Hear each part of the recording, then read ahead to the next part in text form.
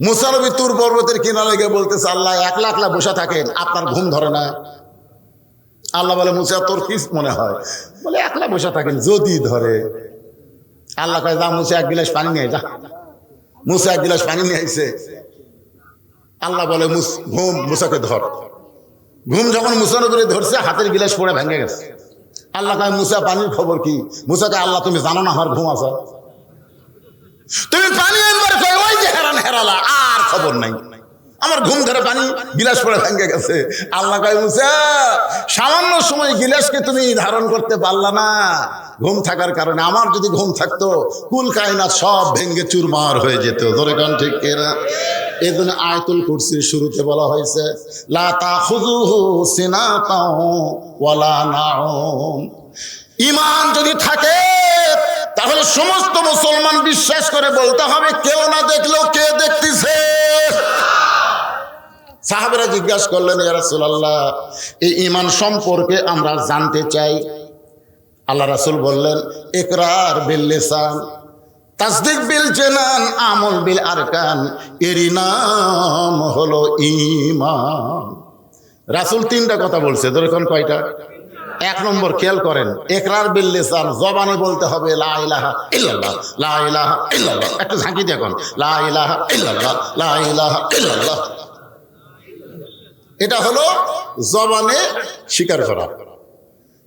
রাসূল বললেন, তাসদিক বিল জানান, শুধু জবানে স্বীকার করলে হবে না, ঈমানকে কলিজার মধ্যে জায়গা দেওয়া লাগবে। কলিজার মধ্যে ঈমানকে কেউ যখন জায়গা দেবে, ওই মানুষের কাছে জীবনের চাইতে ঈমানের দাম বেশি হবে। আজকে আমাদের বাংলাদেশে অনেকে বলে জীবন বাঁচান ফরজ। আপনার বলেন তো, জীবন বাঁচান ফরজ না ঈমান বাঁচান ফরজ? সত্যি করে বলেন। আপনি যতই চেষ্টা করেন, আপনি আপনার জীবন বাঁচাবার পারবেন না, কিন্তু একটু চেষ্টা করলে আপনি কিন্তু ঈমান বাঁচাবার পারবেন। দরকার কথা ঠিক কিনা? যেটা বাঁচান যাবে না সেটা নিয়ে এত টেনশন করেন কেন? হ্যাঁ, কি না হয় হবে?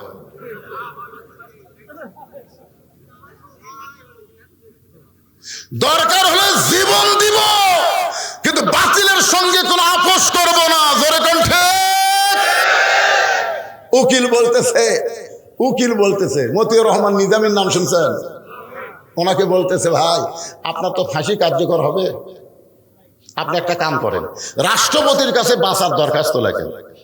রাষ্ট্রপতি যদি আপনাকে মাফ করে দেয়, আপনার আর ফাঁসি হবে না। মতিউর রহমান নিজামী মুস্কি মুস্কি হাসতেছে। উকিল বলে, আমি আপনাকে ভালো কথা বললাম, আপনি হাসেন কেন? বলে, হাসার কারণ হলো তোমার কথা শুনে হাসি লাগতেছে। তুমি আমাকে বলতেছো রাষ্ট্রপতির কাছে দরখাস্ত লেখেন, আমি আমার জীবনে বাংলাদেশে 3টা রাষ্ট্রপতিকে ক্ষমতা থাকা অবস্থায় মরা দেখছি। যার কাছে জীবন ভিক্ষা নিবার বলতেছো, এরকম 3 জন। তোর এখন কয়জন? একটা হলো মুজিবুর রহমান, জিয়াউর রহমান, জিল্লুর রহমান। সব কয়টার পিছনে রহমান আছে, ধরে কোন ঠিক না? একটা হলো মুজিবুর, আর একটা কি? জিয়াউর রহমান, জিল্লুর রহমান। এই 3 জন রহমান ক্ষমতায় থাকা অবস্থায় মারা গেছে। যে প্রেসিডেন্ট ক্ষমতায় থাকা অবস্থায় মরে, কোন ইমানদার তার কাছে বাঁচার দরখাস্ত লিখবে? যারা নিজেরাই মরে যায়, তারা আমার কি বাঁচাবে? উকিল বলতেছে, এই কারণে আপনার ফাঁসি হবে। মতিউর রহমান নিজামী বলতেছে, ফাঁসি হবে কিন্তু আমার মৃত্যু হবে না। উকিল বলে, আপনি কি পাগল হলেন? ফাঁসি হবে, মৃত্যু হবে না। তখন বলতেছে, আমার ঈমান বলতেছে, ওয়ালা তাকুলু লিমান ইউকতালু ফি সাবিলিল্লাহি আমওয়াতুন বাল আহইয়াউ ওয়ালাকিন লা তাশউরুন। আল্লাহ রাস্তায় যাদেরকে হত্যা করা হয়, আল্লাহ রাস্তায় যাদেরকে ফাঁসি দেওয়া হয়, তাদেরকে তোমরা মৃত্যু বলো না। এই কথা কার? আরো জোরে বলেন, কার? বিশ্বাস হয়? আমাকে এক ভাই, তার ছেলে হয়েছে গ্রাম সম্পর্কে, ভাই করে ডাকে, হুজুর আমার একটা ছেলে হয়েছে, কি নাম রাখবো? আপনি আলেম মানুষ, একটা ভালো নাম কোন তো? তাই বললাম, এই সময় একটা ভালো নামের খবর আমার কাছে আছে, তোমার ছেলের নাম রাখো আবু সাইদ। কি সাইদ? রংপুর আর মফিজ নাই রে পাগলা, রংপুর আর মফিজ নাই রে। সর্বপ্রথম এই ফ্যাসিস্ট সরকারের বিরুদ্ধে যে জীবন দিয়েছে তার নাম কি? আমার ভাই আমারে বলল, হুজুর আসলে খুব ভালো নাম, আমার খেয়াল ছিল না, আজ থেকে আমার ছেলের নাম রাখবো আবু সাইদ। এখন সবাই ডাকে আবু সাইদের বাপ, আবু সাইদের মা। আপনার বলেন তো আবু সাইদ কি মরছে? একটা মরিছে। এই বছর যত ছেলে জন্ম নিয়েছে অধিকাংশের নামই হলো আবু সাইদ। আমার এক খালাতো বোনের মেয়ে হয়েছে। খালা আমারে কয়, বাজান তোমার তো বোনের একটা মেয়ে হলো, একটা ভালো নাম রাখো তো, তুমি আলেম মানুষ। আমি বললাম, খালা একটা নাম আমি বলে তো আপনার পছন্দ হয় কিনা? তো খালা বলে, কি নাম? আমি বললাম, হাসিনা। হাসিনা, ওরে বাবা। খালা কয়, তুই আলেম না জানেন? আমি বললাম, খালা এত রাগ করছেন কেন? তুই জানিস না হাসিনা একটা খুনি? এই খুনির নাম আমি আমার নাতির নাম রাখবো না। ওরে বাবা রে। তখন আমি বললাম, আবু সাইদ মরে নাই, আবু সাইদ মানুষের অন্তরে, জোরে কোন ঠিক কিনা?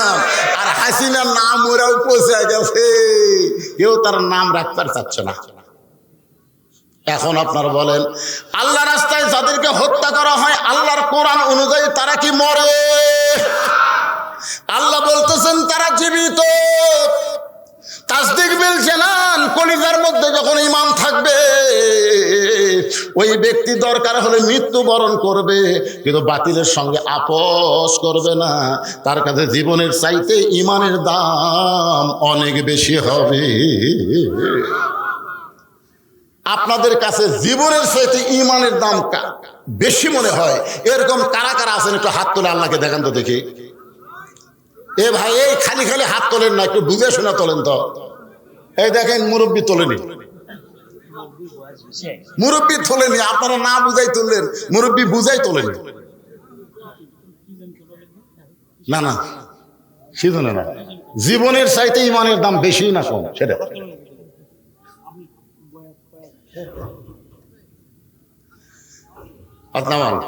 আল্লাহ, আমি আপনি যতই চেষ্টা করি জীবন বাঁচাবার পারবো না। মাইকেল জ্যাকসন জীবন বাঁচানোর জন্য 10টা বিশেষজ্ঞ ডাক্তার সেট করছিল। 150 বছর বাঁচছি, কয় বছর?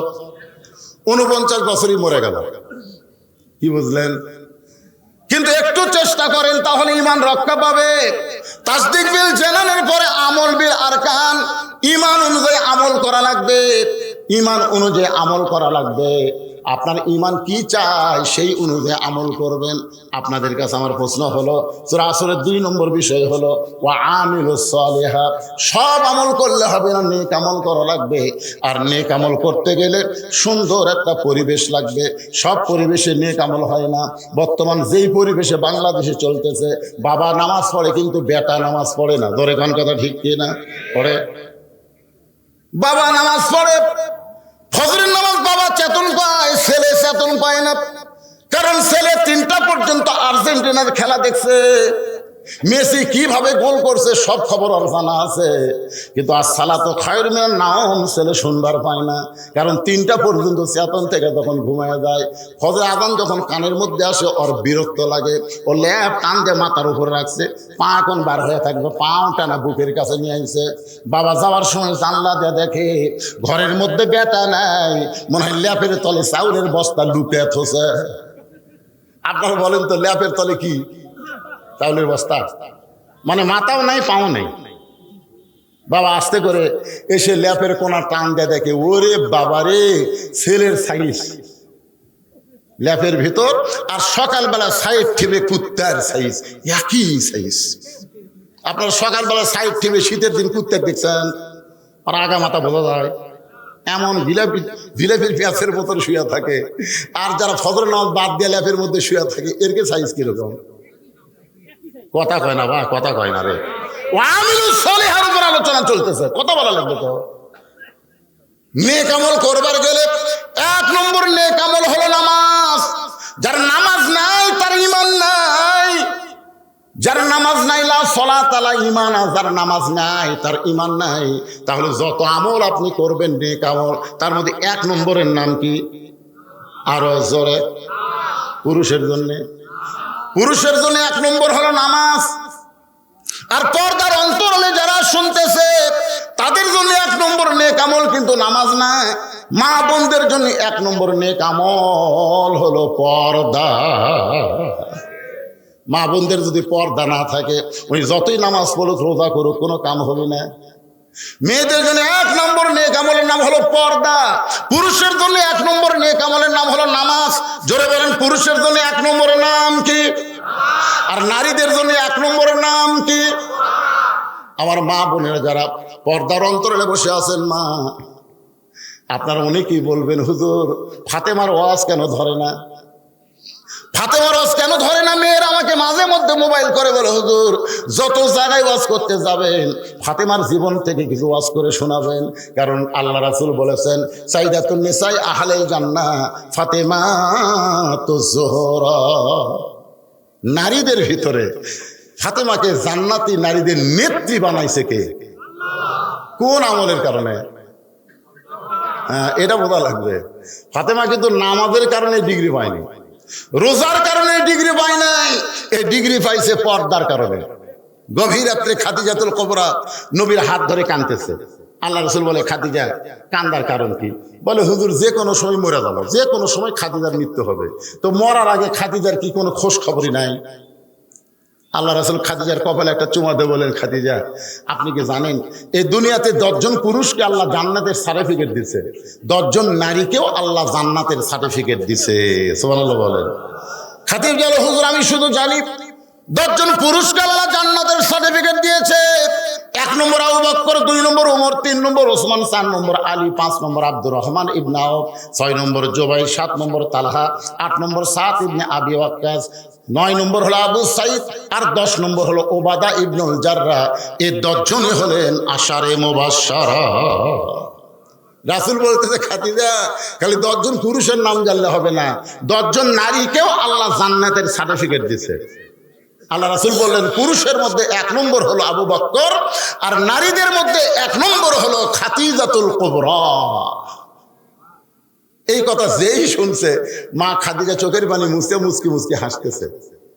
আল্লাহ রাসূল বলে, খাদিজা আল্লাহ আপনাকে 1 নম্বর ঘোষণা করলো, নারীদের মধ্যে 2 নম্বর কে হলে ভালো হয়?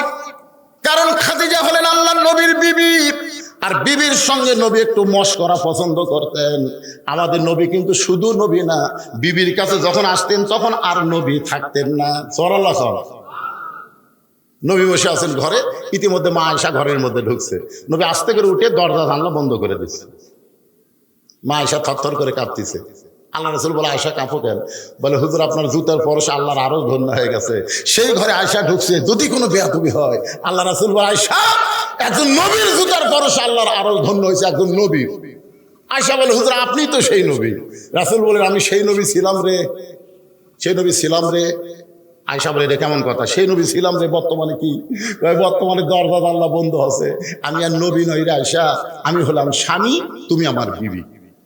সুবহানাল্লাহ। আমি হলাম স্বামী, তুমি আমার বিবি। এই বলে নবী 2 খান হাত বাড়ায়া দেয়।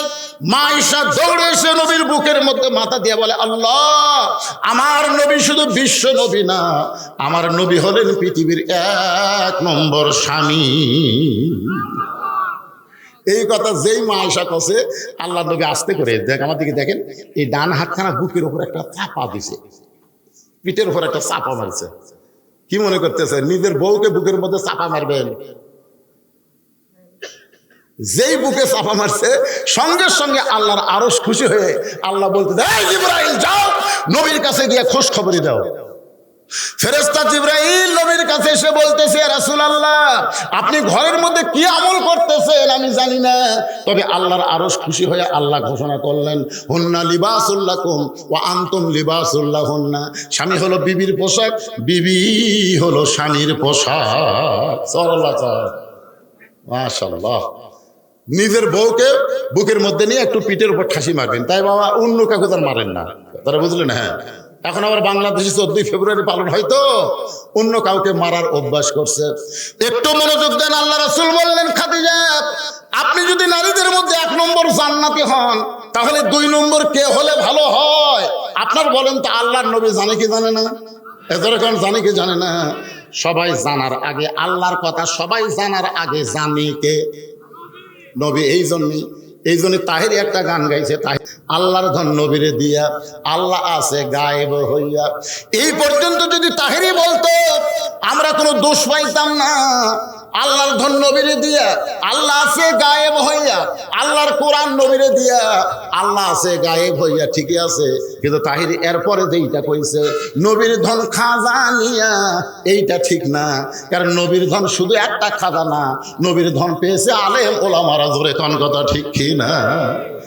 এই খাজা নিয়ে তাও না হয় মোটামুটি মানা যায়, কিন্তু এরপরে যে এটা মানবেন?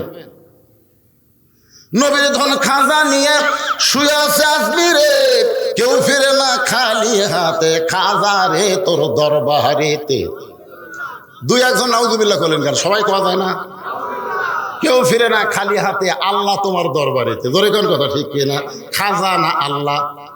ইমানের দাবিতে বলেন তো কার কাছে হাত পাতবেন? কার কাছে? ইয়া বলেন, ইয়া কানা আবুদু ওয়া ইয়া কানাস্তাইন। আমরা গোলামি করে যার, আমরা সাহায্য চাই তার কাছে। আমরা যার কাছে সাহায্য চাই তিনি কে? আরো জোরে। আল্লাহ রাসূল একটু মশকরা করে বলতেছেন, খাদিজা আপনি যখন 1 নম্বর হলেন, তাহলে 2 নম্বর জান্নাতি কে হলে ভালো হয়? খাদিজা বলতেছে, হুজুর আমি যদি 1 নম্বর হই, 2 নম্বর ফাতেমা হলেই ভালো হয়। চুপ করছে। চুপ করে বলতেছে, খাদিজা আল্লাহ আপনার পেট থেকে 4টা মেয়ে দিচ্ছে। জোরে কোন কয়টা? 4টা মেয়ে, রোকেয়া, কুলসুমা, জয়নাব, ফাতেমা। তো আপনি অন্য 3টা মেয়ের নাম না বলে 2 নম্বর ফাতেমার নাম বললেন কেন? আপনি 1 নম্বর ফাতেমা, 2 নম্বর, এটা বলার কারণ কি? খাদিজা বলতে, হুজুর আপনি বাপ না, আপনি হলেন বাপ, আমি হলাম মা। কোন সন্তান কেমন এটা বাবা বলতে পারে না, এইটা জানে মা। ধরে করে এইটা জানে কে?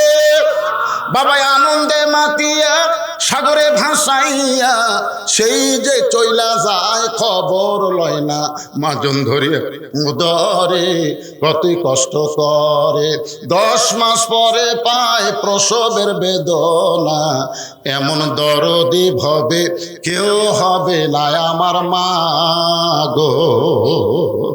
আপনাদের কাছে আমি জানতে চাই, বাবা যদি ভালো হয় তাহলে সন্তান ভালো হবে না?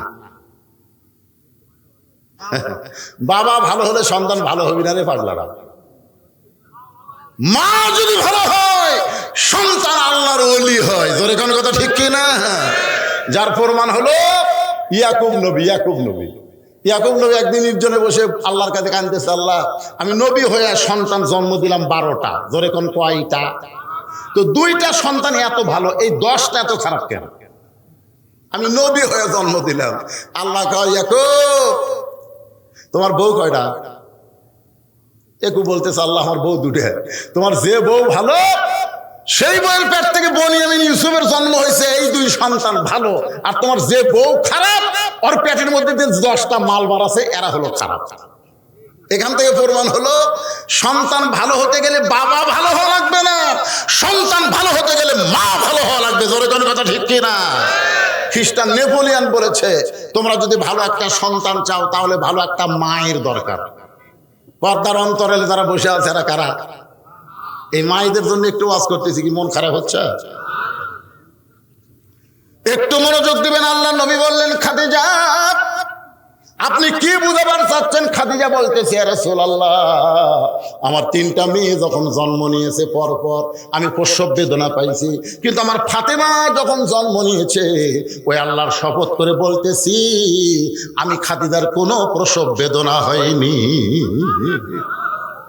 ওগো আল্লাহর নবী, আমি 3টা মেয়ের দিকে তাকায় দেখছি, এদের মধ্যে দুনিয়ার চিন্তা ভাবনা আছে, কিন্তু ফাতেমার দিকে যখন তাকায় দেখি, ফাতেমা মনে হয় দুনিয়াকে একেবারে ভিতরে হজম করে আমার আল্লাহর মহব্বতের পাগলি হয়ে গেছে। জোরে কান সুবহানাল্লাহ। ওগো আল্লাহর নবী, এই ফাতেমা যখন জন্ম নিয়েছে, আমি খাদিজা তার দিকে তাকায় দেখি তার দুইটা হাত ইজ্জতের উপরে। আমি মা হইয়াও ফাতেমার ইজ্জত দেখতে পাইনি। যে মেয়েটা আমার জন্মসূত্রে পর্দা নিয়ে জন্ম নিয়েছে, সেই মেয়েটাকে আল্লাহ যেন জান্নাতের 2 নম্বর ঘোষণা করে। আল্লাহ নবী বললেন, খাদিজা, ফাতেমা জান্নাতি নয়, ফাতেমা জান্নাতি নয়। খাদিজা দৌড়ে এসে নবীর মুখ চেপে ধরে বলি, ইয়া রাসূলুল্লাহ, আপনি এমন কথা কেমনে বলতেছেন? ফাতেমা জান্নাতি নয়, তাহলে ফাতেমা কি? রাসূল বললেন, ফাতেমা হলো জান্নাতি নারীদের নেত্রী। মানে ফাতেমা কোনো নম্বরের মধ্যে নেই, ফাতেমা কোনো 1-2 এর মধ্যে নাই। ফাতেমা কার মধ্যে আছে? জান্নাতি নারীদের নেত্রী। খাদিজা বলতেছে, হুজুর, তাহলে তো এই জায়গা থামারও খাওয়া নাই। আমি হলাম 1 নম্বর, আর ফাতেমা যদি জান্নাতের নারীদের নেত্রী হয়, তাহলে আমি মা হইয়া লাভ কোথায়? আল্লাহ রাসূল বলতেছে, খাদিজা মন খারাপ। খাদিজা বলতেছে, হুজুর, আপনি আর আমি ছাড়া কেউ জানে না, আপনি আর আমি ছাড়া কেউ জানে না, আপনি একটু পাল্টা দেন হুজুর। আমাকে বানানো জান্নাতি নারীদের নেত্রী, আর ফাতেমা করে 1 নম্বর জান্নাতি। আল্লাহ রাসূল বলতেছে, খাদিজা এইরকম মনে হওয়ার কারণ কি? খাদিজা বলতে, হুজুর, আপনি জানেন না, আমরা মেয়ে মানুষ, মেয়ে মানুষের স্বভাব হলো কোনোদিন কাউকে উপরে থাকতে দেয় না, সবসময় উপরে থাকতে চাই। জোরে কোন কথা ঠিক কিনা? দেখবেন বেটার বউ যখন বাড়িতে আছে, তখন শাশুড়ির মাতব্বর আর চলে না। বেটার বউ কয়, আমি হব প্রধানমন্ত্রী, শাশুড়ি আমার অধীনস্থ থাকবে। আর শাশুড়ি কি কয়, এই 2 দিনকার বেটার বউ, তুই আমার নিচে থাক। মেয়ে মানুষের মধ্যে এরকম উপরে থাকার একটা কি চিন্তা ভাবনা আছে না নাই? জোরে কোন আছে না নাই? যেটা আমাদের বাংলাদেশে আমরা দেখছি, একজন অসুস্থ হয়ে মরবার চায়, তার কাছে যদি অনুমতি চাওয়া হয়, বিদেশে ডাক্তার দেখাবো, কয় না, আইনে বাধা আছে। একটু মনোযোগ দিয়ে শুনবেন, আমি বাংলাদেশের সরকার বাদ দিলাম, আমার বাড়ির কথা বলতেছি, আমার বাড়ির কথা বলতেছি। আল্লাহ আমাকে ছেলে দেয় নাই, আমার মেয়ে আছে, মেয়েরা কিন্তু বাপকে বেশি ভালোবাসে। আমার বড় মেয়ে মাছের তরকারি পাক করে আমার খাবার দিছে, খালি ধারে ঘুরঘুর করে ঘুরতেছে। আমি বুঝবার পারছি মেয়ে কি শুনবার চাই। আমি তখন বললাম, মা, তুমি যে সুন্দর মাছ পাক করো, বাংলাদেশের বহু জায়গায় ওয়াজ করলাম, মা, এত সুন্দর পাক কারে হাতে হয় না। মেয়ে তখন আর 1 টুকরা আমাকে দিছে, আব্বু আপনি খান আব্বু। আমি বুঝবার পারছি তারিফ করছি, দেখে আর 1 টুকরা দিছে। টাকায় দেখে ওর মাও খালি গাল ফুলে বসে আছে। আমি বললাম, কে গো, তোমার কি হলো? এখন তাহলে মেয়ের বাড়িতে পার হয়ে যান, খালি আপনার মেয়েই পারে, আমি পারি? ওরে বাবা রে, মেয়ের প্রশংসা করলে মা মন্দাদার করে, এটাই হলো নারী জাত। জোরে কোন কথা ঠিক কিনা? আল্লাহ রাসূল বললেন, খাদিজা, আমি হলাম বন্টনকারী, দেওয়ার মালিককে। আল্লাহ ঘোষণা করেছে খাদিজা জান্নাতের 1 নম্বর, আর ফাতেমা হলো জান্নাতি নারীদের নেত্রী। খাদিজা বলে, রাসূলুল্লাহ, ফাতেমা এমন কি আমল করলো যে আমল করার কারণে আমি খাদিজাকে বাদ দিয়া আল্লাহ ফাতেমাকে জান্নাতি নারীদের নেত্রী বানালো? হুজুর, এইটা আপনি যতক্ষণ না বলবেন, ততক্ষণ আপনার কাছ থেকে আমি সরব না। কোন আমলের কারণে ফাতেমাকে আল্লাহ খাতুনে জান্নাত ডিগ্রি দিল, এইটা যতক্ষণ না বলবেন, ততক্ষণ আমি আপনার কাছ থেকে নড়ব। এই বলে নবীর হাত ধরছে। হুজুর বলেন, হুজুর, কোন আমলের কারণে আল্লাহ ফাতেমাকে খাতুনে জান্নাত ডিগ্রি দিল? আমি খাদিজা এটা জানবার চাই। খাদিজা যদি জানবার চাই ফাতেমা কোন আমলের কারণে জান্নাতি নারীদের নেত্রী হয়েছে, তাহলে যে মেয়েরা পর্দার অন্তরালে বসে আছে, এদের জানার দরকার আছে না? না, মেয়েরা হয়তো মনে করবে, হুজুর সূরা আসরের তাফসীর ধরে আমাদের কথা ভুলে গেছে, এই জন্য ওদেরকে একটু ড্যাশ দিয়ে তুললাম, ওরা এখন থাক। আরে ও মা, কোন আমলের কারণে আল্লাহ ফাতেমাকে খাতুনে জান্নাত ডিগ্রি দিল, এটা ফাতেমার মা খাদিজা যদি শুনবার চায়, তোমাদেরকে শোনা লাগবেই। কারণ ফাতেমাকে নেত্রী বানায় তার অধীনে আল্লাহ তোমাদেরকে জান্নাত দিবে। জোরে কোন কথা ঠিক কি না? এখন আসেন, ওয়া আমিলুস সালিহার পরে সূরা আসরের 3 নম্বর বিষয় হলো ওয়া আমিলুস সালিহার উপর আমি দুইটা আলোচনা করলাম। পুরুষের জন্য 1 নম্বর হলো নামাজ, আর নারীদের জন্য 1 নম্বর কি? এরপরে ওয়াতাওয়াসাউ বিল হক। সূরা আসরের 3 নম্বর বিষয় হলো ওয়াতাওয়াসাউ বিল হক, হক কথা বলতে হবে, হক পথে চলতে হবে। কুল জাল হক ওয়া যাহাকাল বাতিল ইন্নাল বাতিলা কানা যাহুকা। আপনারা যারা মুরব্বী, ছেলে ফেলে বুঝবে না, মুরব্বী যারা আছো আপনারা কি বলতে পারেন আজিজুল হক নামে একজন আলেম ছিল বাংলাদেশে? কি ভাই? আরে সেই আজিজুল হক রে পাগলা, শাইখুল হাদিস আজিজুল হক, যিনি বুখারী শরীফের বাংলা অনুবাদ করেছেন। এই যে বর্তমানে যে মামুনুল হক নাই, মামুনুল হক এরই বাপের নাম। আপনারা বলেন তো আজিজুল হককে এই পতিত সরকার হাসিনা জেলখানা বন্দি করছিল, আপনারা জানেন? আর যে কয়দিন থাকে, একদিন থলেও তো থসে। আচ্ছা আপনারা বলেন তো অপরাধ কি? না আপনারা যদি কথা না বলেন তা মোনাজাত করে দেবো।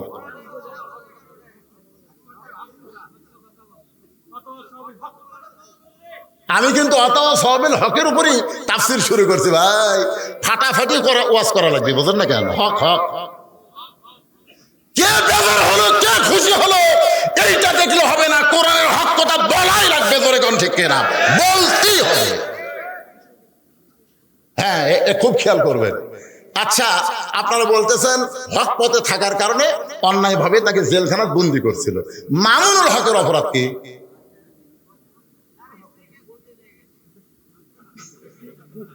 বকলে তো আমরাও ঘুরি রে ভাই, কাবিন কোনোদিন সাথে রাখি না। তোর এখন কথা ঠিক কিনা?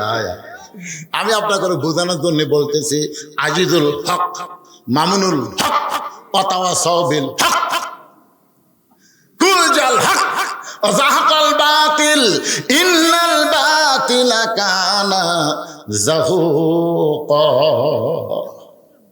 এটা বোঝানোর জন্য সংক্ষিপ্ত ভাবে একটু মারেফতের লাইনে কথা বলো। মারেফত বোঝেন? মারেফত মানে পীর সাহেবের পথ না ভাই। মারেফত মানে শব্দের অর্থ হলো প্রকৃত পরিচয় জানা, এরই নাম হলো মারেফত। আপনারা তারাত গাড়ি, একটা আমাদের বগুড়াতে একটা জায়গার নাম আছে তারাত গাড়ি। তারাত গাড়ির নাম শোনেন না আপনারা?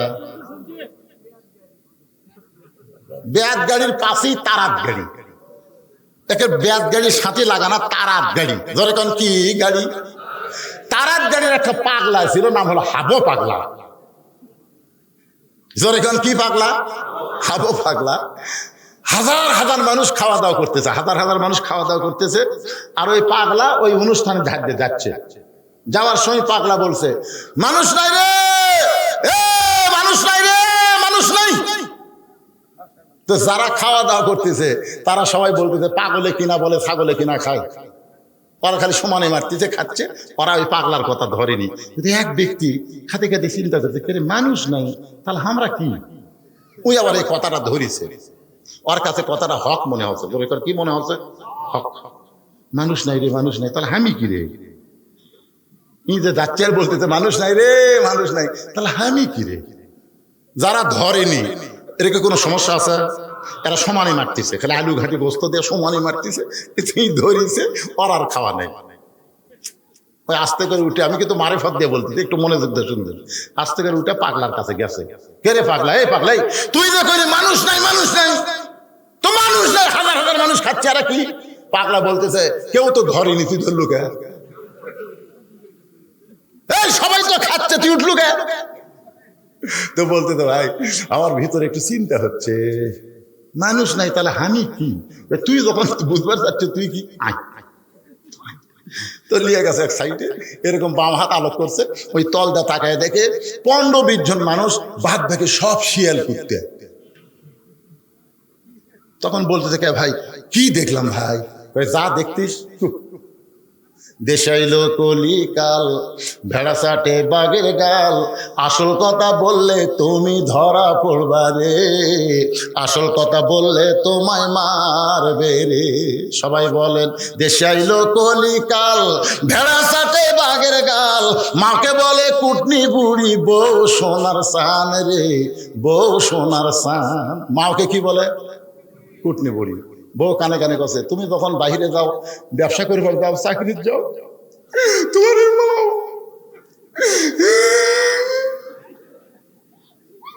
এমন অভিনয়, হাসিনা তোর কি অভিনয় জানে? আপনার বাড়ির প্রধানমন্ত্রী ওর চাইতে ভালো অভিনয় জানে।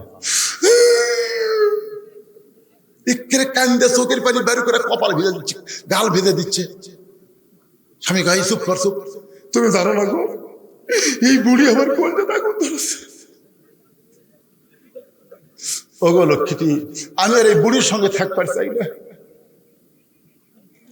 এমন ভাবে বউ কান্দা কান্দা স্বামী রে বইয়ের দিকে আকৃষ্ট করছে, মায়ের উপর ছেলের রাগ হয়ে গেছে। কয়েকদিন পর শাশুড়ি আইছে, শাশুড়ি যেই মাত্র আইছে, এখন বইয়ের সামনে শাশুড়ি বলতেছে, আম্মা আম্মা আমি বাজারে যাচ্ছি, আপনি ডাব খাবেন না গ্লুকোজ খাবেন? বউ বলতেছে আমার মাও দুটাই খায়। বউ কি বলতেছে? আমার মাও দুটাই খায়। তখন বলতেছে আম্মার জন্য আমি দুটাই আনবো। এই বলে ডাব গ্লুকোজ কেনার জন্য বেটা ব্যাগ নিয়ে যখন বাজারের দিকে বাদ যায়, এমন সময় তাকায় দেখে মা দরজায় দাঁড়িয়ে আছে। মা দরজায় দাঁড়িয়ে থাকা দেখে বেটা মাথা নিচু করে ব্যাগ নিয়ে যখন যাবার চায়, মা সামনে দাঁড়ায় বলে, পাগল আজকে 2 দিন হলে তোরে দেখি নাই, তোরে না দেখার কারণে আমার মনে শান্তি নাই। বাবা একটা বার আমার সামনে দাঁড়া, একটা বার আমার সামনে দাঁড়ালে পাগল, আমি তোকে প্রাণ ভরে একটু দেখতে চাই। ও বেটা তুই যখন বাজারে যাচ্ছিস আমার জন্য 10 টাকার একটু পান আনিস। তখন ছেলে রাগ করে বলে, মা এই জন্য তোমার দিকে তাকাই না, তুমি খালি খাই খাই করো, তুমি খালি খাই খাই করো। মা 10 টাকার পান চাই খাই খাই, আর শাশুড়ি ডাব আনবে গ্লুকোজ আনবে, ওই জায়গার কোনো কথা নাই। এইরকম পাটা এইরকম বেটা দুনিয়াতে আসে না নাই? জোরে কোন আসে না নাই? খুব খেয়াল করবেন। দেশে আইলো কলিকাল, ভেড়া চাটে বাঘের গাল, আসল কথা বললে তারে জেলে দিবে রে, আসল কথা বললে তারে মারবে রে। বলতেছে ভাইদার 15-20 জন মানুষ আর বাদ বাকি শিয়াল কুত্তে দেখতেছি, কারণ কি? তো পাগলা বলতেছে কারণ হলো এই 15-20 জন খাবার যখন সামনে আইছে তখন বিশ্বাস করেছে খাওয়ানোর মালিককে। আরো ধরে বলেন, আমিন দাব্বাতিন ফিল আরদি ইল্লা আলাল্লাহি রিজকুহা। পৃথিবীতে যত বিচরণশীল প্রাণী আছে সমস্ত প্রাণীর রিজের ব্যবস্থা কে করে? আরো জোরে বলেন কে? এই 15-20 জন যাদেরকে মানুষ রূপে দেখা যায়, ওরা খাওয়ার সামনে আসার সাথে সাথে দোয়া পড়ছে, আল্লাহুম্মা বারিক লানা ফিমা রাযাকতানা ওয়া কিনা আযাবান্নার। এই দোয়া পড়ে খাবার যখন মুখের সামনে আইছে তখন বিসমিল্লাহ বারাকাতুল্লাহ বলে খাবার তুলে তুলে খাচ্ছে। অল্প করে ছোট ছোট গাছ তুলতেছে আর খাওয়াচ্ছে বেশি বেশি। গাছ কত ছোট, আর দাঁত দেয়া চাবা চাবা খাচ্ছে। চাবা চাবা খাওয়ার কারণ হলো দাঁতের মধ্যে যে রস আছে এই রসটা খাদ্যের সাথে মিশ্রিত হয়ে যখন পেটের মধ্যে যাচ্ছে তখন হজমি জারক হয়ে যাচ্ছে। ধরে সুবহানাল্লাহ। আর এই শিয়াল কুত্তের রূপে যাদেরকে দেখলে এরা করছে, লোকটার কলজা বড় রে, 2টা গরু জব করে হামা করে খিলাচ্ছে রে। এইরকম আরো গোটা 2 লোক যদি এলাকার থাকতো আমাকে খাওয়ার অভাবই হতো না। খাওয়াই কে? আর এই লোকটা আল্লাহর কথা মনেই নাই। এরা বলতেছে একটা কলজা ভাই, দোয়া দরদ কোনো দরকার নাই। হাঁসের মতন হাঁস যেরকম খায় ঠিক এরকম গদ গদ করে খাচ্ছে আর সাবান ছাড়াই গিলতিছে। আপনারা বলেন তো খাওয়ানোর মালিক কে? আল্লাহ বাদ দিয়ে কোনো মানুষ খাওয়ায়? এই কথা যারা বিশ্বাস করে তারা কোনোদিন মানুষ হতে পারে না, মানবরূপী পশু। আল্লাহ কোরআনে বলেছেন সুম্মা, পড়েন সুম্মা রাদাদনাহু আসফালা সাফিলিন। এই আয়াতের অর্থ হলো এরা জন্তু জানোয়ারের চাইতেও নিকৃষ্ট, জন্তু জানোয়ারের চাইতেও নিকৃষ্ট। ওয়াতাওয়াসাউ বিল হক, আমি হক কথা বলতেছি ভাইজান। আজকে আমাদের বাংলাদেশে এই কোরআনের হক কথা, কোরআন অনুযায়ী চলার কথা যখন আমরা বলবার যাব তখন দেখবেন কিছু লোকের অন্তরে আঘাত লাগবে। ধরে কোন কথা ঠিক কি না? আপনি দুনিয়াতে কয়দিন থাকবেন? আপনি কত বড় নেতা নেত্রী হয়েছেন, সবাইকে যাইতে হবে। এই বাংলাদেশে দিনে আইন মন্ত্রী ছিল, ধরে কোন কি মন্ত্রী? নাম কি? আপনারা বলেন তো আনিসুল হক কি কোট প্যান্ট করে ধরা পড়ছে? কোট প্যান্ট, একটা শার্ট আর লুঙ্গি পরে নৌকার উপর যখন আনিসুল হক ধরলো, পুলিশ বলতেছে চলেন যাই, তাহলে আনিসুল হক চোখ কেন করে? মানে আর একটা আছে চিনার কোনো উপায় নেই। ও একটা সাদা দাড়ি কামিয়া, বুঝলেন, মাথার চুলত দিছে কলপ। এমন একটা শার্ট লুঙ্গি পরে আছে মনে হয় রংপুরের মফিজ। আনিসুল হক খালি চোখ মাথা। পুলিশ কয় স্যার কি ওটা কি? ওটা সালমানের রহমান। কি দাইয়া দেখে ভাই,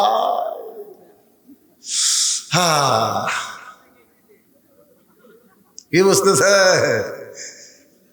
হক হক কথা বলতেছি। আল্লাহ কোরআনে বললেন আরো আইতাল্লাযী ইউকাযযিবু বিদ্দীন, এরাই হলো ধর্মের নামে মিথ্যাবাদী, যারা দাড়ি টুপি নিয়ে বাংলাদেশের সম্পত্তি ব্যাংক থেকে মাইরা বিদেশে পাচার করে। এরাই হলো ধর্মের নামে মিথ্যাবাদী। এরা নবীর সুন্নতের টুপি পরে না, এরা নবীর সুন্নতেও দাড়ি রাখে না। এরা ভ্যাস ধরা বাংলাদেশি সম্পদ মারবার চাই। ধরে কোন কথা ঠিক কিনা? আতাওয়াসাউ বিল হক, হক কথা বলতে হবে, হক পথে চলা লাগবে। 4 নম্বর বিষয় হলো আতাওয়াসাউ বিস সবর। এগুলো কি লিখতেছেন? ওয়াজ বন্ধ করার বুদ্ধি করতেছেন নাকি?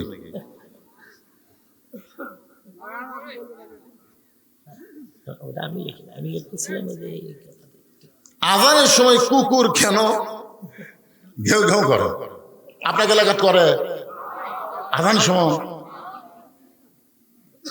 আমার মুয়াজ্জিন সাহেব একদিন আমাকে বলতে, তো হুজুর এই যে আমি আজান দিবার যাই, এই কুত্তা খালি চারিদিকে দৌড়ে আসে, মানে লোকমা দিবার চাই।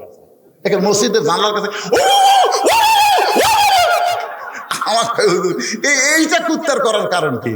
আমি বললাম ভাইজান আপনি সত্যি করে বলেন তো, আপনি যে আজান দিচ্ছেন আপনার বেটার খবর কি? মুয়াজ্জিন বলতে, আমার 3 বেটা, একটাও শালা নামাজ পড়ে না, এই জন্য কুত্তা লোকমান দিছে। এই মুয়াজ্জিন তুই তো মসজিদে এসে সালাত খারিমের নাম আজান দিচ্ছে, তোর বেটারাই চেতন পায় না রে। সব মুয়াজ্জিনের আজানে কুত্তা ভোগে না, দেখবেন যেই মুয়াজ্জিনের বেটা বউ নামাজ পড়ে না, এই শালার আজানে কুত্তা ভোগে। জোরে করে আপনি খেয়াল করবেন, এটাও হক কথা, এটাও হক কথা।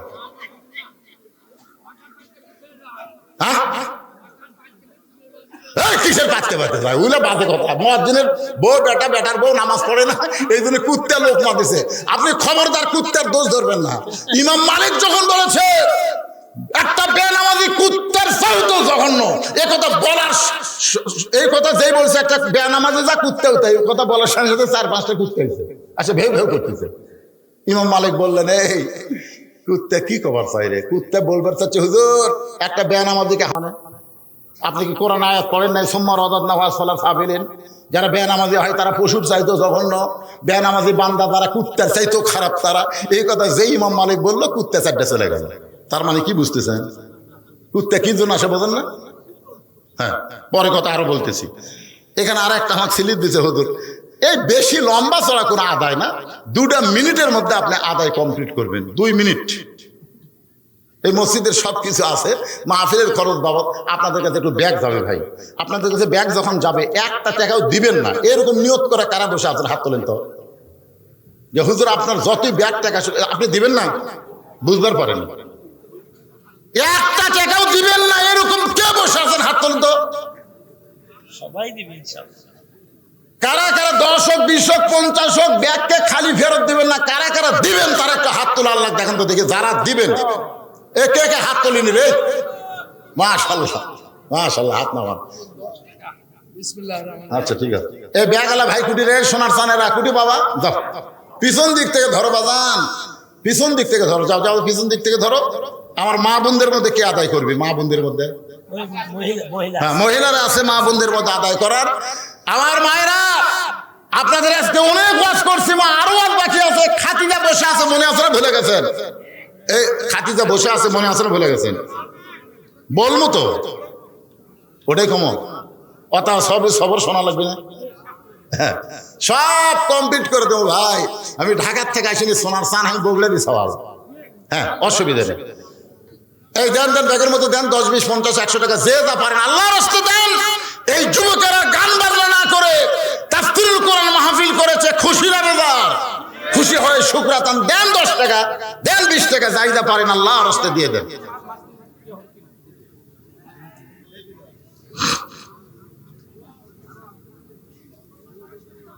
হ্যাঁ ওটা বসা কেউ করবেন না, আপনাদের কাছে ব্যাগ যাচ্ছে, আপনারা উঠবেন কেন? এখন ঘড়ির দিকে তাকায় দেখি 11:30 বাজতেছে না, তাই না? 11:30 বাজতেছে, এই 1.5 ঘন্টা ওয়াজ করলাম, ওটা বসা নাই। এই টাকা না দিলে যে খবরদার ওঠেন না, প্যারালাইসিস কিন্তু হবে, উঠবেন না, বসে থাকবেন। মাশাআল্লাহ, আজকের মাহফিলের সম্মানিত সভাপতি সাহেব ব্যাগের মধ্যে টাকা না দিয়া আমার হাতে 1,000 টাকা করছে দান। আল্লাহ তার দানকে কবুল করে না, জান্নাত ঘরের মালিক বানান, জোরে কোন আমিন। এইরকম যদি কেউ থাকে যে হুজুর আমরা ব্যাগের মধ্যে 2-4 টাকা দেবো না, আমরা আপনার হাতে 500,000 দেবো, তাহলে এখানে দিবার পারে, অসুবিধা। এই 2 মিনিটের মধ্যেই ব্যাগের আদায় কমপ্লিট হওয়া মাত্রই আদায় শেষ, আর কোনো আদায় করা হবে না। মহিলাদের মধ্যে থেকে 15,530 টাকা আদায় আগেই করছেন বলার আগে। লিল্লাহে তাকবীর। মহিলাদের মধ্য থেকে 15,000 কত 530 টাকা নগদে আদায়, জোরে কোন মারহাবা। মাশাআল্লাহ, আমি বলার আগেই মা বোনেরা দিয়ে দিচ্ছে। কেরে মাঝখানে এত লোক উঠলো কেরে, বাবা বস, রে সোনার সানের বস, কথা শেষ হয়নি। কিসের ওয়াজ তুমি রে? আদায় করলে আমি ওয়াজ শেষ করি না। আমি 2 মিনিট টাইম দিছি, 2 মিনিটের মধ্যে আদায় কমপ্লিট, আবার আলোচনা শুরু হবে। তারপরেও যাদের মন যাবার চাই চলে যান। একটা থিমের মধ্যে পাতান থুয়া কোনো লাভ আছে? আপনি বলেন সিটা পাতান ধানের মধ্যে থুয়া কোনো লাভ আছে? খামা খা, ওগুলো থুয়া লাভ কি? ওর মধ্যে কিছুই নাই। তো যে বাবাদের উঠে যাচ্ছে আর হলো সিটা পাতান, ধরে কোন কি পাতান, সানোয়ার ভাই 500 তো সিটা পাতান চলে যায়, দানাদার ধান থাক, সব সিটা পাতান চলে যা, এদের ওয়াজ শোনার দরকার নাই। সানোয়ার হোসেন 500 টাকা দান করছে। আল্লাহ সানোয়ারের দানকে আল্লাহ আপনি কবুল করেন, আল্লাহ নেক নিয়ত নেকাশা পুরা করেন। সকলে বলে আল্লাহুম্মা আমিন। আল্লাহ রাসূল বলে, খাদিজা কোন আমলের কারণে আল্লাহ ফাতেমাকে খাতুনে জান্নাত ডিগ্রি দিয়েছে, এইটা যদি আপনি শুনবার চান তাহলে 2টা প্রশ্নের উত্তর দেওয়া লাগবে। ধরে কোন কয়টা? 2টা প্রশ্নের উত্তর দেওয়া লাগবে। খাদিজা বলে, রাসূলুল্লাহ প্রশ্নের উত্তর দেওয়ার যোগ্যতা কি আমার আছে? আল্লাহর নবী বলেন, আপনি চিন্তা ভাবনা করে উত্তর দিবেন। 1 নম্বর প্রশ্ন হলো, ও খাদিজা আপনি বলেন তো কত বছর বয়সে ঈমান গ্রহণ করছেন? খাদিজা বলতেছে, ইয়া রাসূলুল্লাহ আমার যখন 55 বছর বয়স তখন আমি ঈমান গ্রহণ করেছি। আল্লাহ রাসূল বলে, খাদিজা 55 বছর বয়সে ঈমান গ্রহণ করেছেন, ঈমান গ্রহণের আগে আপনি কি ছিলেন? খাদিজা বলতে, হুজুর আমি কাফের ছিলাম, আমি কাফের ছিলাম। আল্লাহ নবী বলে, খাদিজা আপনি আপনার হায়াতের জীবনে 50 বছর 55 বছর কুবরি হালে কাটাইছেন, এখন আপনি বলেন তো আপনার পেটের মেয়ে ফাতেমা কত বছর কুফরি হালে কাটাইছে? খাদিজা বলতেছে, জান্নাতি জান্নাতি, আমার ফাতেমা জান্নাতি হয়ে জন্ম নিয়েছে। আল্লাহ রাসূল বলে, খাদিজা 1 নম্বর উত্তরে কে জিতলো? খাদিজা বলতেছে, ওগো নবী 1 নম্বরে আমার ফাতেমা জিতে গেল। রাসূল বলে, খাদিজা আপনার নাকের সাইজ কেমন, মুখের সাইজ কেমন, আপনার গায়ের রং কেমন, এটা দুনিয়ার কত পুরুষ মানুষ দেখেছে, আপনি কি হিসাব করে বলতে পারবেন? খাদিজা বলে, নবী গো 40 বছর বয়সে আপনার সঙ্গে যখন আমার বিয়ে হয়েছে, ওই সময় মক্কার সবচাইতে ধনবতী রমণী আমি ছিলাম। এত বড় ধনী হওয়ার পেছনে কারণ হলো আমি খাদিজার অনেকগুলো ব্যবসা ছিল, এই ব্যবসা করতে গিয়া হাজার হাজার পুরুষের সঙ্গে আমার লেনদেন হয়েছে। আমার চোখের সাইজ কেমন, দাঁতের সাইজ কেমন, আমার গায়ের রং কেমন, এটা দুনিয়ার বহু পুরুষ বলতে পারবে। রাসূল কান্দার বলে, খাদিজা দুনিয়ার হাজার হাজার পুরুষ আপনার খবর জানে, এখন বলেন তো আপনার পেটের মেয়ে ফাতেমার দাঁতের সাইজ কেমন, ফাতেমার গায়ের রং কেমন, ফাতেমার চেহারা কেমন, এটা দুনিয়ার কত পুরুষ বলতে পারে? খাদিজা কান্দার বলে, নবী গো আমার ফাতেমা জন্মসূত্রে পর্দার মধ্যে জন্ম নিয়েছে। রাসূল বলে, খাদিজা শুধু ফাতেমা জন্মসূত্রে পর্দার মধ্যে জন্ম নেয়নি, পর্দার মধ্যে ফাতেমা বড় হবে। একদিন গভীর রাত্রে আপনার ফাতেমা পর্দার ভিতরে দুনিয়া থেকে বিদায় নিবে। বিদায় নেওয়ার আগে হযরত আলীকে ফাতেমা 3টা শর্ত দিবে। 1 নম্বর শর্ত হলো, ওগো স্বামী আমি মরে যাওয়ার পর আমার কোনো জানাজার ব্যবস্থা করবেন না। আমার 2 নম্বর শর্ত হলো, ওগো স্বামী আমার কবর দিনের বেলা দিবেন না, রাতের বেলা আমি দুনিয়া থেকে চলে যাব, রাতের বেলায় আমাকে দাফন করবেন ওই জান্নাতে, ওই জান্নাতুল বাকির পূর্ব কোণায় সবুজ রঙের একটা বাতি জ্বলবে, ওই বাতি বরাবর আমাকে কবর দেবেন। আমার 3 নম্বর চাওয়া হলো আমার লাশটা খাটনিতে তুলবেন না, কারণ আমি ফাতেমা দুনিয়া থেকে বিদায় নেওয়ার পর 4 জন মানুষ আমার খাটনি কান্দে নেবে, এমন 4 জন পুরুষ ফাতেমার চোখে পড়ে না। আমার বাবা যদি দুনিয়াতে থাকতো, মরা মেয়ের লাশের খাটনি বাবা কান্দে নিবার পারতো, কিন্তু 6 মাস আগে আমার বাবা দুনিয়া থেকে চলে গেছে, আমার বাবা আমার খাটনি কান্দে নিবার পারবে না। আমার হাসান হোসেন যদি বড় হইতো, মায়ের লাশের খাটনি কান্দে নিবার পারতো, কিন্তু আমার হাসান হোসেন এত ছোট। ও গো স্বামী, আপনি শুধু একাই আমার লাশটা কান্দে করে নিয়া ওই জান্নাতুল বাকির পূর্ব কোণায় সবুজ রঙের বাতি জ্বলতেছে, ওই বাতি বরাবর আমাকে দাফন করবেন। আবু যর গিফারি কবর খুঁড়তে খুঁড়তে কবর ছেড়ে যখন চলে যায়, এমন সময় হযরত আলী ফাতেমাকে কবরের কাছে নিয়ে গিয়া ফাতেমাকে দাফন করে বলে, আল্লাহ, এই গভীর রাত্রে আপনার বান্দি ফাতেমাকে দাফন করলাম, আল্লাহ ফাতেমাকে কবুল করো। এই দোয়া করার সঙ্গে সঙ্গে হযরত আলী তাকে দেখে সামনে কয়েকটা পুরাতন কবর দেখা যায়, এই মাত্র ফাতেমার কবর দিছে, সেই নতুন কবর আর দেখা যায় না। হযরত আলী দৌড়ে এসে কবরের মধ্যে কবর খোঁজে, কিন্তু নতুন কবর আর দেখতে পায় না। চিৎকার করে বলে, এখনই ফাতেমার কবর দিলাম, সেই কবরটা গেল কোন জায়গায়? ফাতেমার কবর কোথায়? ফাতেমার কবর কোথায়? কে যেন ডাক দে বলে, আলী রে, ফাতেমা হলো পর্দানিশী, আমি আল্লাহ জোহরা ডিগ্রি দিয়া ফাতেমার কবরটাকে কিয়ামত পর্যন্ত পর্দা করে দিয়েছি। আমার মায়েরা, ফাতেমার সঙ্গে যদি জান্নাতে থাকতে চান, তাহলে আপনাদের 1 নম্বর নেক আমল হলো পর্দা। এই পর্দা আপনারা আমল করবেন মা। এখন চলে আসেন ওয়াতাওয়াসাউ বিস-সবর। এই সূরা আসরের 4 নম্বর বিষয় হলো ধৈর্য ধারণ করতে হবে, ধৈর্য ধারণের উপদেশ দেওয়া লাগবে। যে মায়ের কোনোদিন বাচ্চা হয়নি, এবার প্রথম বাচ্চা হবে, আপনারা বলেন তো, ওই মাকে দাদি নানি ধৈর্য ধরার উপদেশ দেওয়ার দরকার আছে না নাই? কথা কন না, আছে না নাই? কি হয়েছে আপনাদের? শেষ করে দাও। শেষ করবে এখন? না না না, আপনার কথা শেষ হলে উনি একটা কথা বলবেন। প্রধান অতিথি। আচ্ছা আচ্ছা, প্রধান অতিথি কথা। আপনি অবশ্যই কেবলই বলে লাইন উঠলো, কি মাথা একেবারে। রাত 12টা বাজতেছে, কেবলই বলে লাইন উঠলো।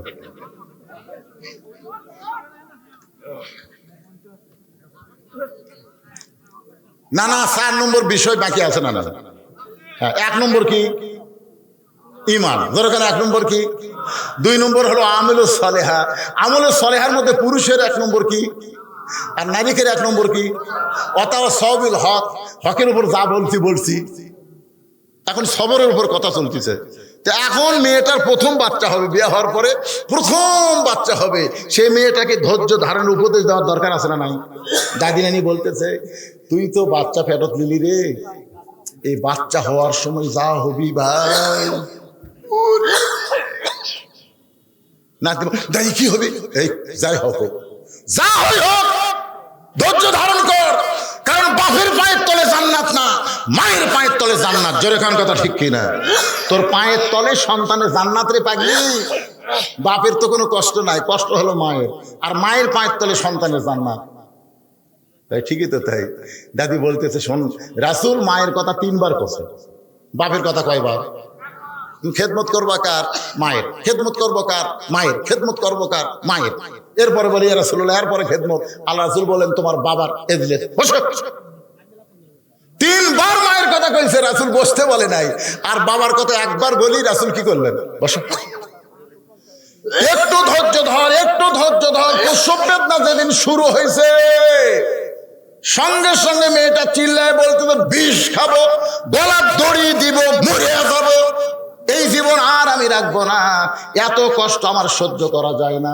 তখন দাদি নানি দৌড়ে এসে ধাক্কায় ঘরের মধ্যে তুলে বলতেছে, কিসের বিষ খাওয়া, কিসের গলার দড়ি দেওয়া, সব সব, এত সুন্দর করে তোর ধৈর্য ধারণের ওয়াজ করলাম, তোর ভালো লাগে না, সব। ঠান্ডা পানির মধ্যে নরম কাপড় সুবড়াইয়া নাতির কপালের উপরে দিয়া দাদি নানি সুমা খায় বলে, ধৈর্য ধর, ধৈর্য ধর, ধৈর্য ধর, তুই মা হবি, তোর পায়ের তলে সন্তানের জান্নাত হবে। মা যদি কষ্ট স্বীকার না করিস রে, তাহলে দুনিয়াতে সন্তান কেমনে আসবে? এমন ধৈর্যের কথা বলতে বলতে নাতির কপালে চুমা খায় আর বলে ধৈর্য ধর, একটু কষ্ট হবে, একটু কষ্ট হবে। এদিকে ধাইমা বাচ্চা টানতেছে আর মা ধৈর্য ধারণ করতেছে দাঁতের উপর দাঁত দিয়া। এত কষ্ট হয়, রক্ত বের হচ্ছে, তারপরে ধৈর্য ধারণ করে দাঁতের উপর দাঁত দিয়ে ই করে ধৈর্য ধারণ করতেছে। এক সময় বাচ্চা যখন ধাইমা বের করেছে, পে পে বলে কাঁদতেছে, দাদি রানী তাকায় দেখে মা বেহুশ হয়ে গেছে। বাচ্চাটারে গোসল করায় ওই বাচ্চা যখন মায়ের বুকে দেয়, বাচ্চার পরশে মা হুঁশ ফিরে পায়। হুঁশ পাওয়ার পরে আস্তে করে ওই বাচ্চাকে মুখের কাছে নিয়ে আসে চুমা খায়। দাদি রানী তিরস্কার করে বলে, এরই ব্যথায় তুই বিষ খাবার চাইছিলি, গলার দড়ি দিবার চাইছিলি, এক বুকর থেকে ফেলে দে, এর আদর করিস না। মা মুসকি মুসকি হাসে আর বলে, দাদি এত কষ্টের পরে এত বড় শান্তি পাবো এইটা কখনোই চিন্তা করি নাই।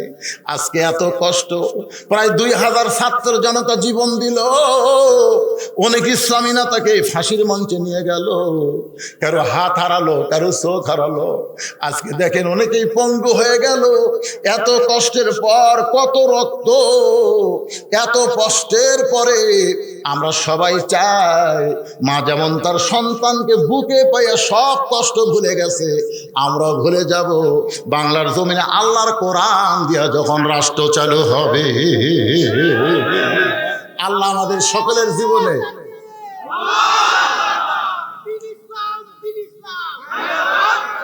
লিল্লাহ তাকবীর, আল্লাহ আমাদের সবাইকে এই দৃশ্য দেখার তৌফিক দান করুক। সকলে বলে আল্লাহুম্মা আমিন। জি, দিলওয়ার ভাই তার মায়ের জন্য 500 টাকা দান। দেলার ভাই তার মায়ের জন্য 500 টাকা দান করছে, আল্লাহ কবুল। মুরব্বী কি বলবে দেন?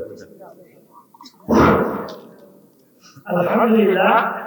এখন আমরা আর মেয়েদের 1 নম্বর কি, এই দুটাই কিন্তু আলোচনা হয়েছে। তা আপনারা ইনশাল্লাহ 5 ওয়াক্ত নামাজ পড়বেন। না মা বোনদের জন্য বলি, মা আপনারা একটু পর্দার ভিতরে থাকবেন। কয় দিনের দুনিয়া, বুড়ি হলে তো বোরকা পরবেনি, কিন্তু বুড়ি হয়ে বোরকা পরা লাভ হবে না, যুবতী অবস্থায় বোরকা পরা লাগবে। ধরে কোন ঠিক কি না? হ্যাঁ, এই জন্যে আপনারা চলে গেলেন, মনটা খুব খারাপ লাগলো, খুবই খারাপ লাগলো। আপনারা চলে গেলেন, মোনাজাত করা বাদ দিয়ে চলে গেলেন। আর দোয়া মুখল ইবাদ, দোয়া হচ্ছে ইবাদতের মাথা। আমাদের বাপ মা আত্মীয় স্বজন কবরে যায়নি, যারা আছেন কি কোন কবরে যায় নাই? দাদা দাদি কবরে যায় নাই? আজকে 2 জন প্রধান অতিথি দুইটা করে 4টা এসি দিল। আমি বলবো মসজিদের মধ্যে আমি এশার নামাজ আদায় করছি, এখানে দুইটা করে 4টা এসি দিলে কমপক্ষে 2 টন করে এসি হওয়া লাগবে। কমপক্ষে 2 টন করে এসি হলে 8 টন হবে, আর 8 টন দিয়ে গোটা মসজিদ ঠান্ডা হবে। 1 টন করে দিয়ে কিন্তু কাম হবে না। মসজিদ কমিটিকে আমি বলবো 2 টন করে, কমপক্ষে 2 টন করে এসি লাগবে। কারণ আমার মাদ্রাসা মসজিদে এসি আছে তো আমি জানি, 2.5 টন করে লাগাতো, যে 2 টন। মাশাআল্লাহ, 2 টন করে, ঠিক আছে। আমি এটা শুধু বললাম যে নতুন এসি আসতেছে, মুসল্লি এমনি বাড়বে ইনশাল্লাহ। আর রোজার মাস হবে, বুঝতেছেন না, ফেব্রুয়ারি শেষে রোজা শুরু। ও বাবা, এইবারে যা কাম লাগবে আলহামদুলিল্লাহ। তারাবি নামাজ পড়ে সেই মজা হবে। আল্লাহ যারা দুইটা করে এসি দিবার চাইলে আজকে তারা উপস্থিত নাই, আমরা প্রাণ ভরে তাদের জন্য দোয়া করব। আল্লাহ এই মসজিদকে সংস্কার করার আগেও তারা প্রচুর টাকা দিয়েছে, আবার আজকেও তারা এসি দিবার চাইছে। তাদের এই দানকে অব্যাহত রাখার কারণে আল্লাহ তাদেরকে জান্নাতি কবুল করুক। সকলে বলে আমিন। মসজিদ কমিটির সেক্রেটারি রফিকুল ভাই 5000। মসজিদ কমিটির সেক্রেটারি রফিকুল সাহেব 5000 টাকা প্রতিশ্রুতি। সভাপতি সাহেব দেয়নি, তাই না? মসজিদ কমিটির সভাপতিকে, ও উনি সভাপতি। আচ্ছা, প্রধান অতিথির একজন। আপনি কি প্রধান অতিথির পক্ষে কিছু আছে খবর? ও এইটা এসিও। আচ্ছা আচ্ছা, মাশাআল্লাহ। আল্লাহুম্মা আমিন। আল্লাহুম্মা আনতাস সালাম ওয়া মিনকাস সালাম, তাবারাকতা ইয়া যাল জালালি ওয়াল ইকরাম। মাবুদ, সেই মাগরিবের নামাজের পর থেকে রাত প্রায় 12টা বাজতেছে, এই দীর্ঘ সময় পর্যন্ত আরামের ঘুম, আরামের বাড়িকে বাদ দিয়া, ফ্যানের বাতাসকে বাদ দিয়া আল্লাহ জান্নাতের বাগানে বসে বসে যারা ওয়াজ শুনেছে, মেহেরবানি করে আজকের মাহফিল আমাদের সকলের হেদায়েতের জন্যে নাজাতের জন্য, জান্নাতের জন্য কবুল করো। এই মাহফিলের শুরু থেকে শেষ পর্যন্ত যত আলোচনা হয়েছে এর মধ্যে যদি ত্রুটি হয়, ভুল হয়, মাফ করে দাও। এর যা হাদিয়া মঞ্জুর করো। সোনার মদিনায় নবী পাকের রওজা মুবারকে আল্লাহ কবুল করে নাও। তামাম আম্বিয়াই কেরাম, আসহাবে কেরাম, তাবিনে কেরাম, তাবিনে কেরাম, তামাম পৃথিবীর মাটির নিচে যত মুমিন মুমিনা শুয়ে আছে আল্লাহ সকলের আরওয়াহ ফরে হাদিয়া কবুল করো। আমরা যারা হাত তুলেছি, আমাদের জনম দুঃখী মা বাবা যাদের কবরে চলে গেছে, আল্লাহ মেহেরবানি করে মা বাবার কবরকে জান্নাতের টুকরা কবুল করো।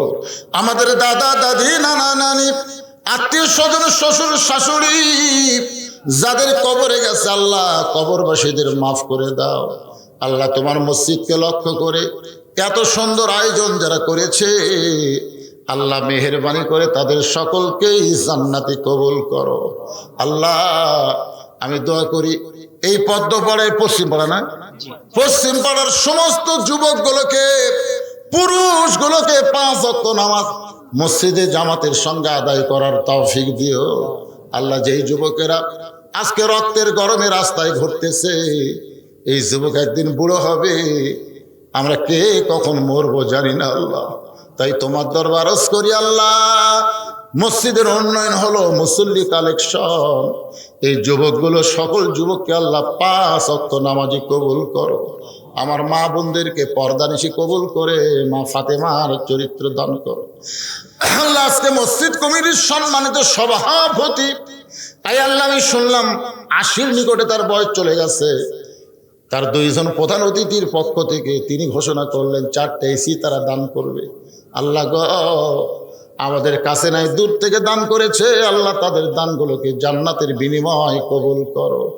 মসজিদ কমিটির সভাপতি, মসজিদ কমিটির সহসভাপতি, মসজিদ কমিটির সেক্রেটারি, ক্যাশিয়ার, মসজিদের খতিব, মসজিদের ইমাম, মুয়াজ্জিন, মুসল্লি, আল্লাহ সকলকে তুমি কবুল করো। প্রধান অতিথির প্রতিনিধি আমার ভাই আইছে, আল্লাহ তাকে তুমি কবুল করো। আজকের মাহফিলের সম্মানিত সভাপতিকে আল্লাহ তুমি কবুল করো, সহসভাপতিকে কবুল করো, সুধীজনদেরকে কবুল করো। আল্লাহ গোটা বিশ্বের মুসলমানকে আল্লাহ তুমি মাফ করো, ফিলিস্তিনের মুসলমানকে আল্লাহ তুমি হেফাজত করো, তোমার বাইতুল মুকাদ্দাস মুসলমানদেরকে ফিরাইয়া দাও। আল্লাহ আল্লাহ আমার বাংলাদেশের প্রতি রহম করো, বিদেশি চক্রান্ত থেকে আমাদের মাতৃভূমিকে আল্লাহ তুমি হেফাজত করো। আল্লাহ কে কোন নিয়ত করে হাত তুলেছে আল্লাহ সকলের নেক নিয়ত, নেক আশাকে তুমি কবুল করো। যেদিন আমাদের মৃত্যু হবে দিনটা যেন জুমার দিন হয়, মাসটা যেন রমজান মাস হয়, ইমানের সাথে, ইজ্জতের সাথে এই দুনিয়া থেকে বিদায় নেওয়ার কালে আমাদের জবানে জারি করে দিও লা ইলাহা ইল্লাল্লাহু মুহাম্মাদুর রাসূলুল্লাহ সাল্লাল্লাহু আলাইহি সাল্লাম। আসসালামু আলাইকুম।